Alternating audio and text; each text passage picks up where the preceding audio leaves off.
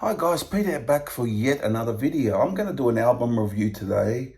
I might have done this a long time ago, I'm not too sure, but I'm going to review an album from 1969 by Led Zeppelin, their second album, Led Zeppelin 2.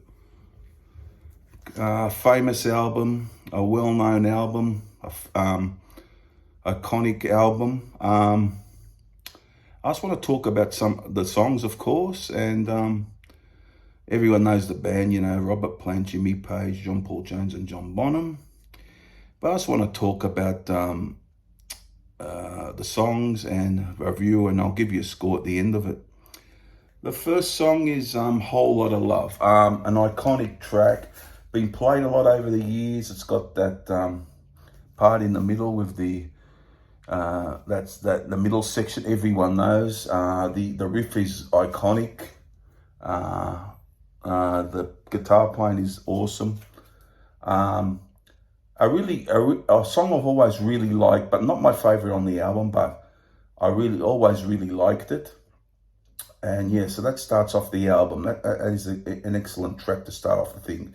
But the second one I probably like a bit more. I reckon What Is and What Should Never Be. Plant's vocal is massive on this. Starts very slow and then it really kicks in.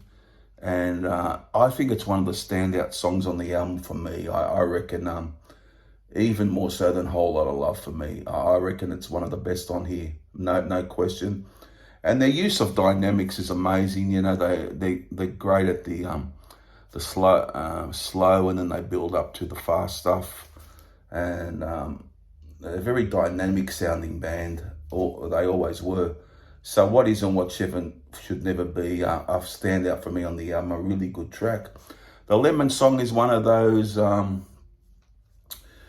slow bluesy ones that, for my liking of Zeppelin, I just prefer them to do the rock. I love their folky stuff too and the balance, but when they do the blues, except for a couple of exceptions, Since I've Been Loving You, I love.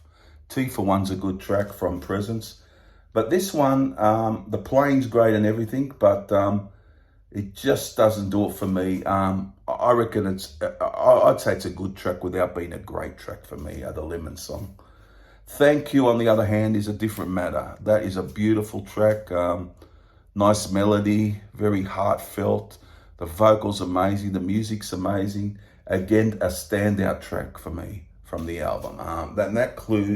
That would be side one of the album. So pretty good side. Mightn't be the best side of music in history, but pretty good for me. So Thank You is a great track. Then you go to the second part of the album, Heartbreaker. The riff is unmistakable. One of the better songs on the album as well. A really good track. Really like that one. It's a good rocker, rocks out. It's got that little guitar part in the middle from Page, which is breaks up the song a bit. Pretty good stuff that is too. So that's a real good track as well. Then we go to a short little track, just over 2 minutes, Living Loving Maid, She's Just a Woman. A lot of people point to this as one of the weaker songs on here. Not for me. I reckon it's very catchy. It'd make a perfect single, really, if you think about it. It's just catchy to the point, and a good lead guitar in it as well, and the whole band's in good form. So that for me was never a low point of this album. Living Loving Mate, she's just a woman. Never a low point. Ramble On's next, a song sort of I go in and out with. I loved it initially, and then sort of fades on me a bit, and then I like it again. It's sort of one of those songs for me. Good track, a good vocal, very acoustic driven, but with a bit of power behind it as well. A very good track, I would say, at this point in time. A very good track. So Ramble On. Then you get Moby Dick, which showcases John Bonham on the drums. In the middle of the track, they play the riff, and then it goes into the drum part and ends with the same thing. Yeah, it's neither here nor there. It makes a good, like most instrumentals, it complements the album a bit without being I want to hear Moby Dick today, so I'll just play that. No, it just falls in well with the album sort of thing, if you know what I mean. And last but not least, guys, Bring It On Home.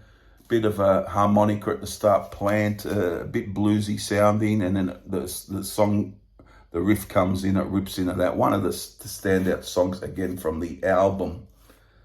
So there you have it, guys. I always thought this was a better album than the first album, but I don't think I prefer Led Zeppelin 3 to this, actually, if I'm being honest. I'll do another Zeppelin ranking soon, because I've got to do an update. But this is a real good album. A lot of people would give this a 10 out of 10, but I'm going to give it an 8 out of 10. I think that's a pretty good score for this album, 8 out of 10. It's got a lot of strong points, but there's a couple of points just not quite there for me, but most hits the mark a lot of the time, and there's some good, enjoyable moments on it. So I'm going to give it an 8 out of 10. I'll give you my least favourite. Probably least favourite will be Moby Dick, mostly because it's an instrumental. It's not too bad, but favourite songs, favourite song, I'll just go. Oh, it's out of 2, I reckon. It's out either I'll pick 2. What Is and What Should Never Be, and Thank You, I think, are my 2 favourites from this album. I would say the standout tracks for me.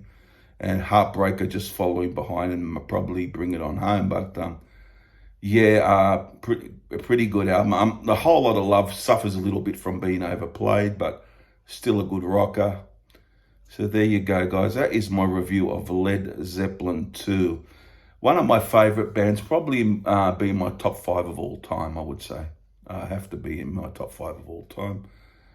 Which I did a band list quite a while back, but that was a little while ago now. But I can update that later. But yeah, always been up there for me. But I'll give this an 8 out of 10. I think it's a very good score for it. What do you think of the album? I know a lot of people give it a bit more than that, but for me, 8 out of 10, Led Zeppelin 2. There you go, guys. Hope you like this review. Comment down below and all those things. I will see you guys for another video. I'm going to keep the videos coming. A new year, of course, coming into 2023, of course. There'll be many more videos to come. I'm going to do some rankings. Any product or things I get, I will show, of course. But for me, 8 out of 10, Led Zeppelin 2. What would you give it out of 10, guys? And what are your favourite tracks? Comment. I'll answer mostly all the comments. So it'll be interesting to see what you think of it. Led Zeppelin 2. Bye for now, guys. See you guys for the next one. Bye for now.